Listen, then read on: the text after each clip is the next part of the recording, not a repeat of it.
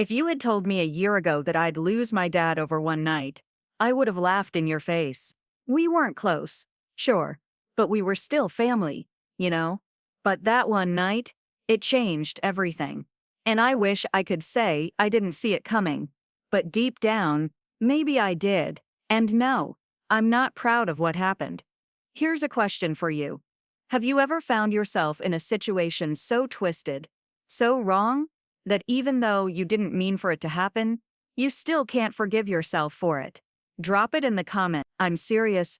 I want to hear your stories. And if you're into messy, raw, real-life stories that don't have perfect endings, hit that like button. Subscribe. This is just the beginning. My name's Valerie Chapman. I'm 25. Most people would probably call me the quiet type. Loyal, maybe too much. I feel everything, even when I don't want to. Especially when I don't want to. I live with my parents. Yeah, at 25. But trust me, it's not like it sounds. Our house, it's like walking through a museum, where nothing ever changes. Same faces, same silence. My mom, Deborah Booth, she used to be full of life. I've seen the photos, laughing, glowing, holding me like I was her whole world. But now, it's like someone hit the dimmer switch. She's there physically, but she checked out a long time ago. My dad, Rudy Schaefer, he used to be my hero. You know how little girls worship their dads when they're small? Yeah, that was me.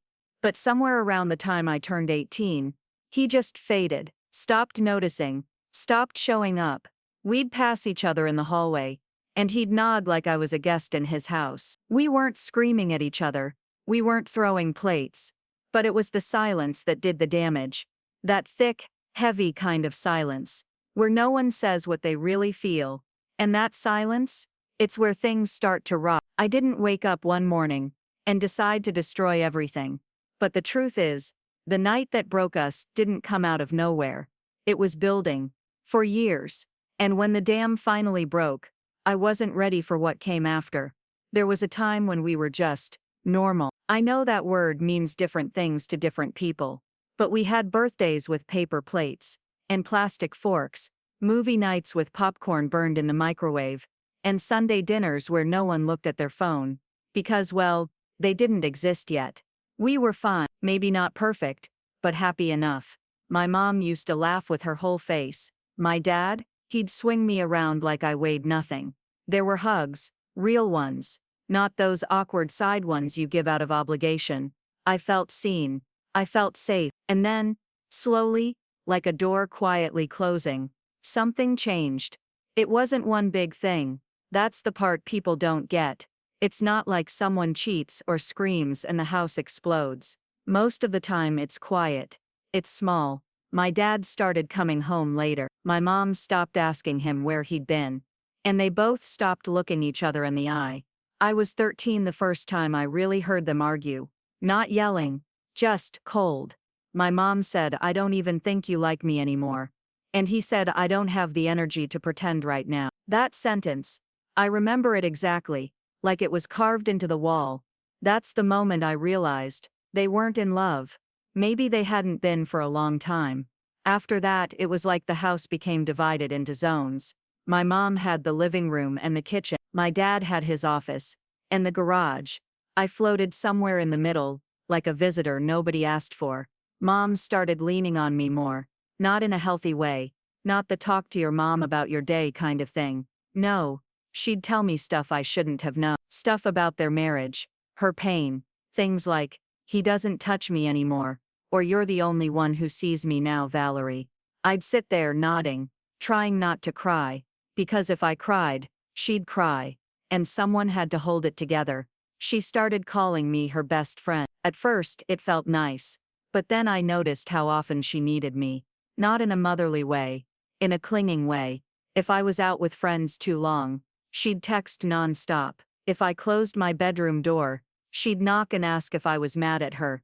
Sometimes it felt like I was parenting her. And I didn't know how to say, "Mom, this isn't okay," because how do you say that to someone who looks like they'll fall apart if you step away?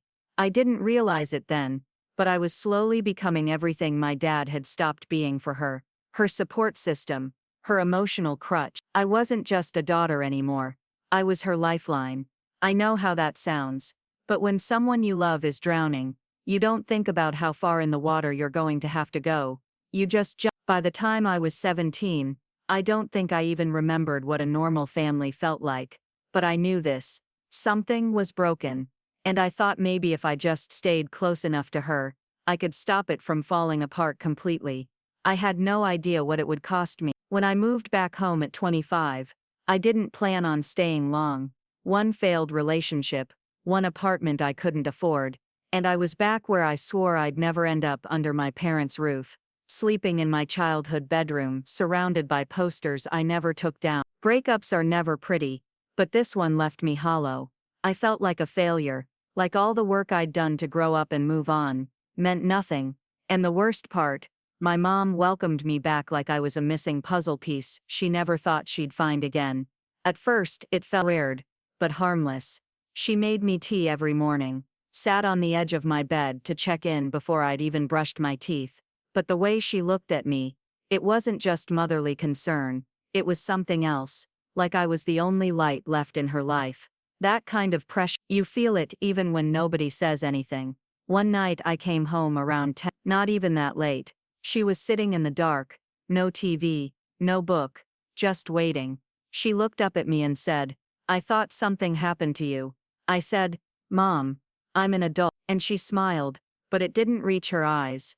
She started needing me for everything. Every emotional dip she had, I was expected to lift her out of it. Every time she felt lonely, I was supposed to fix it. At first, I told myself it was just because I was home again, but something about it didn't feel like love. It felt like ownership. I woke up one night and saw her just standing there, not in a scary way, not in a psycho way, just watching. Like I was something fragile, like she was afraid I'd disappear again. And I remember lying there, frozen, wondering what the hell had happened to us. That's when my dad started acting weird. I could feel him watching us, like he didn't trust what he was seeing. One night, I caught him staring at me while I helped Mom with the dishes, and the way he looked at me, it wasn't confusion, it was disgust. He finally snapped, pulled me aside and said, "What exactly are you doing with her?" I was stunned. Like, what the hell kind of question was that? He said, "You're turning her against me, twisting her, making her dependent." And I lost it. Twisting her? She's been alone for years, Dad. You left her long before I got here. She was never like this until you came back. At least she sees me. You never did. There it was. The one thing I'd been holding in since I was a kid. At least she sees me. And as soon as I said it, I knew I couldn't take it back. That argument? It shifted something. My dad stopped talking to me unless he had to. And my mom, she clung harder. I started to feel like I was trapped in this weird emotional triangle. I wasn't just someone's daughter anymore. I was the wedge between two people who had already given up on each other.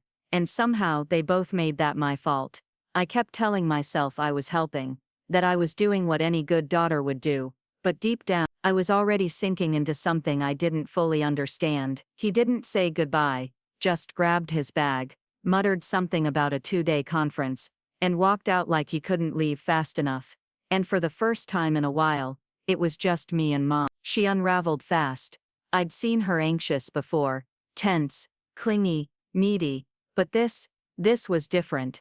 Her hands were shaking. She couldn't sit still. She kept repeating the same thing over and over. "He's not coming back. He's not coming back this time." I made her sit down, tried to steady her breathing, told her it was just a work trip, but her eyes were wild, like she was drowning and I was the only thing left to hang on to.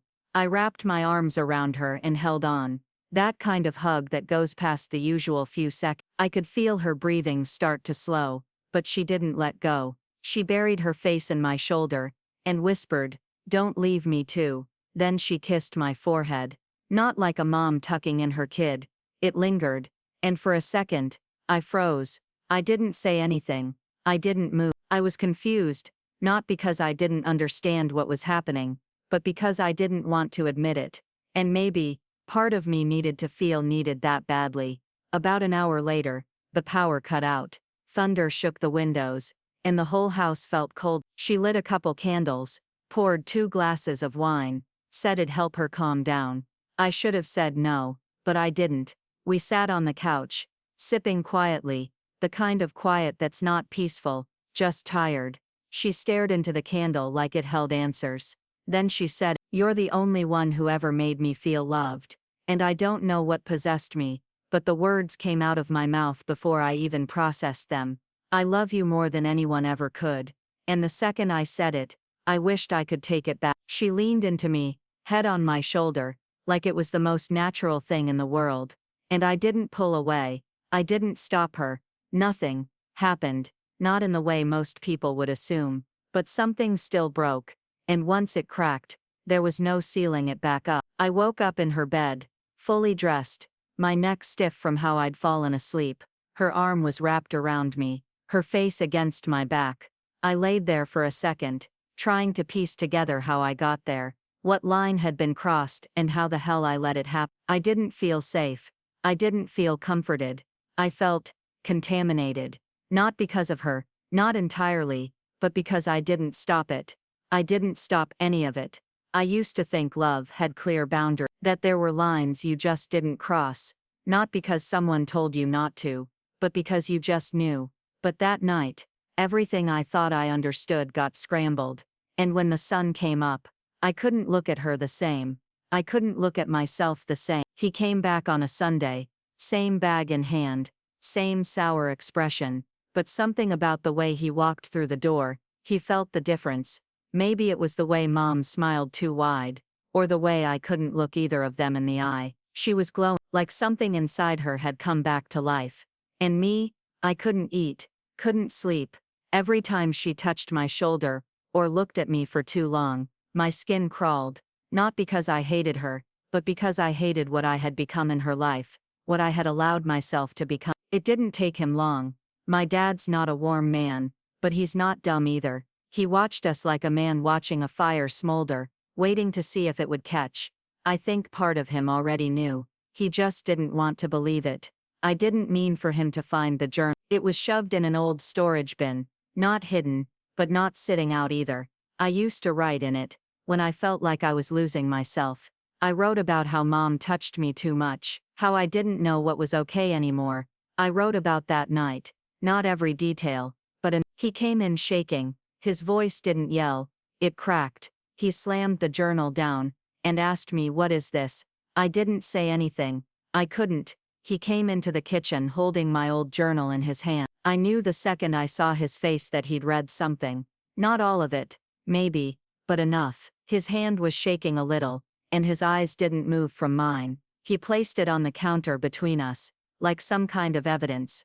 "You broke your mother," his voice wasn't loud, but it cracked halfway through. "And now you're breaking this family." I stood up. I didn't shout. I didn't cry. I just stared at him, my throat tight, my voice flat. "No," I said. "You broke her. You ignored her for years." I just tried to help. He didn't reply, just stood there, breathing hard like he wanted to say more but didn't know how. Then he turned and walked out of the kitchen, without another word. A few seconds later, Mom walked in, looking confused, asking what had happened. But I didn't have the energy to explain. He didn't yell. He didn't slam a door. He just left the room, like something inside him had finally given up. And honestly, maybe it had.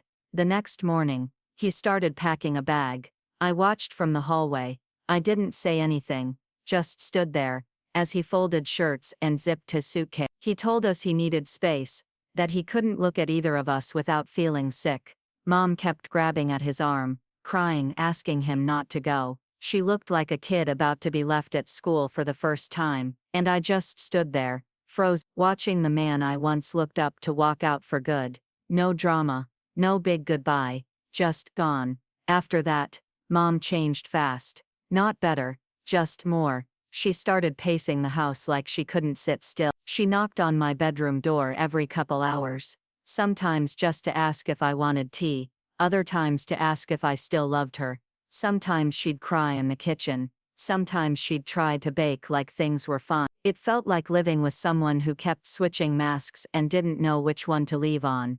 I started locking the bathroom door, just to get a few minutes of quiet. I'd sit on the floor with my phone, just scrolling, pretending everything outside that door didn't exist. But the text still came. Are you mad at me? Please come out.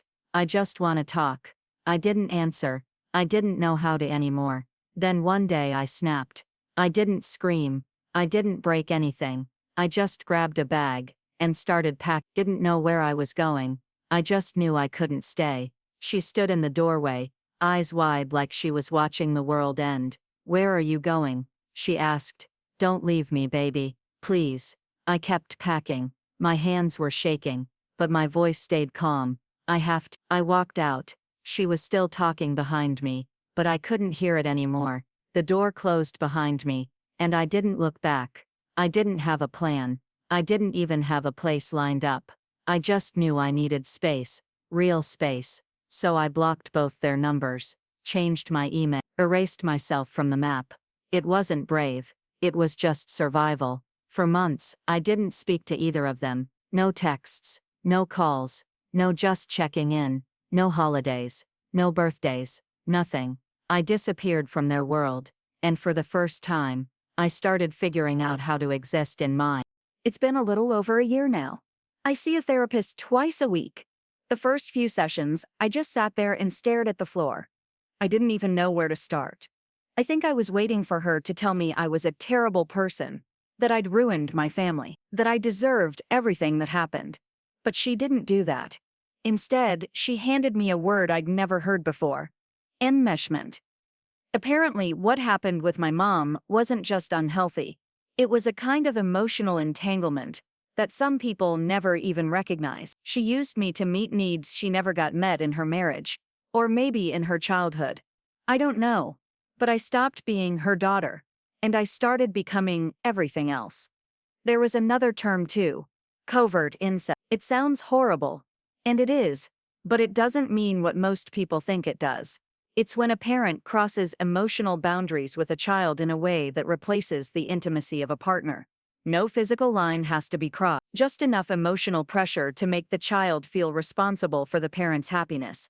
And it hit me.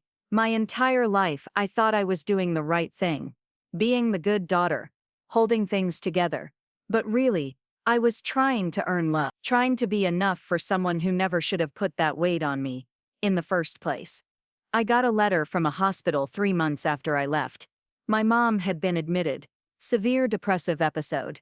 She hadn't been eating, wasn't sleeping. I didn't know what to do. Part of me was angry. The other part felt like a kid again, scared and guilty. I waited a few days. Then I went. She smiled when she saw me. Like everything was fine. Like I'd just been out of town and was finally home for a visit. And I couldn't handle it. I sat there for maybe 15 minutes, nodding while she talked about the staff and the food and the weather. Not once did she ask how I was doing. Not once did she say, "I'm sorry." I got back in the car and cried for an hour before I could even drive home. It hit me that she wasn't going to change. She might get better in some ways, but the part of her that wrapped herself around me like I was oxygen, that part wasn't going anywhere. A few weeks later, I got a letter from my dad. No return address, just a single page. He wrote, "You were the best thing I ever had. And I failed you. I should have been there.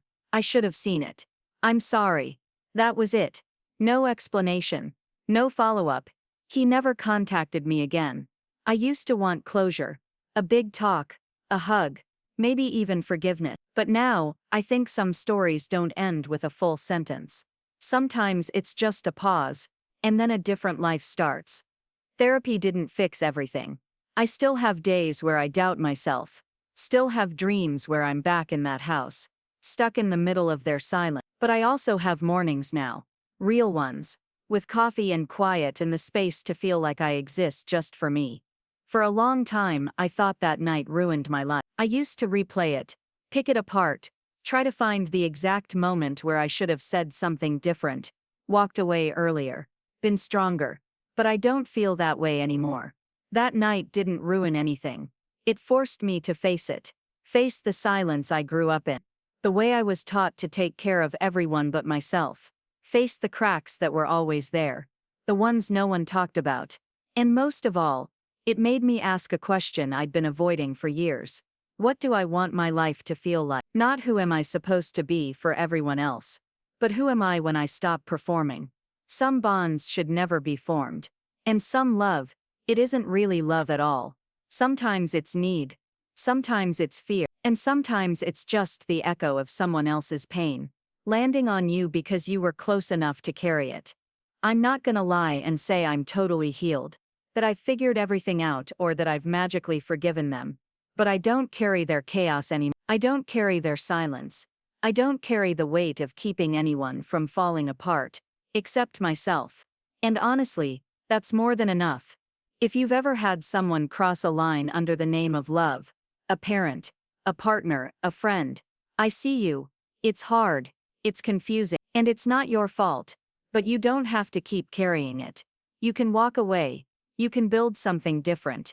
You get to take your story back, even if it starts a little messy.